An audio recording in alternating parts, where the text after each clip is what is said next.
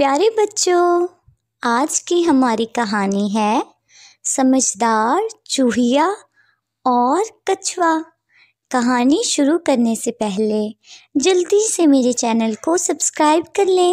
ایک دفعہ کا ذکر ہے کہ ایک پہاڑ کے قریب چوہوں کے بہت سے بل تھے۔ اس پہاڑ کے آس پاس بہت سے پودے اور درخت بھی تھے۔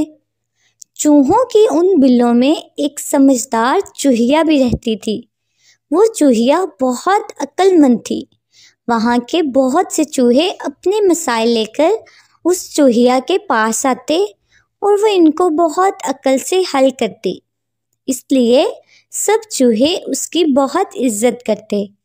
ایک بار ہوا یوں کہ برسات کا موسم شروع ہوا۔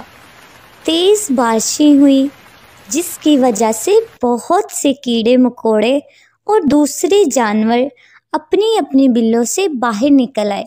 چھوٹے موٹے کیڑے تو چوہوں کی خوراک بن گئے اور بڑے کیڑے اور جانوروں کو انہوں نے مار بھگایا۔ انہی کیڑوں مکوڑوں میں ایک چھوٹا کچھوا بھی تھا۔ وہ ہر کسی کے بل میں گھس جاتا اور چوہوں کی جمع کی ہوئی خوراک کو چٹ کر جاتا۔ تمام چوہے اس کچھوے سے بڑے تنگ تھے۔ انہوں نے بہت کوشش کی کہ کچھوے کو مار بھگائیں، مگر کچھوا بہت چالاک تھا اور وہ چوہوں کی ہر کوشش کو ناکام کر دیتا۔ آخر کار سب چوہے مل کر عقل مند چوہیا کے پاس گئے اور اسے کچھوے کو مار بھگانے کا کوئی طریقہ پوچھا۔ چوہیا نے سب چوہوں کو تسلی دی کہ وہ اس کا حل ضرور تلاش کرے گی۔ کچھوا چھپ کر ان کی باتیں سن رہا تھا۔ کچھوے نے سوچا کہ وہ اب سب سے پہلے اس چوہیا کو سبق سکھائے گا۔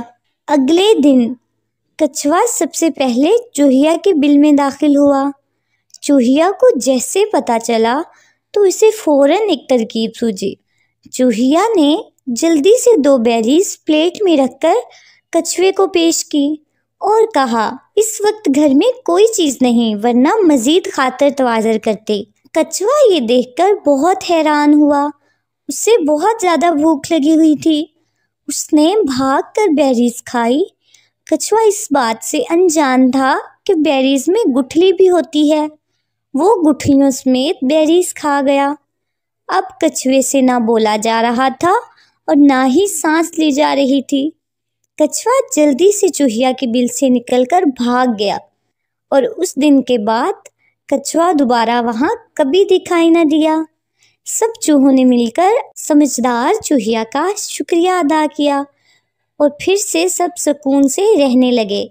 تو دیکھا پیارے بچوں، کس طرح سمجھدار چوہیا نے اپنے دماغ کا استعمال کر کے کچھوے سے جان چھڑائی۔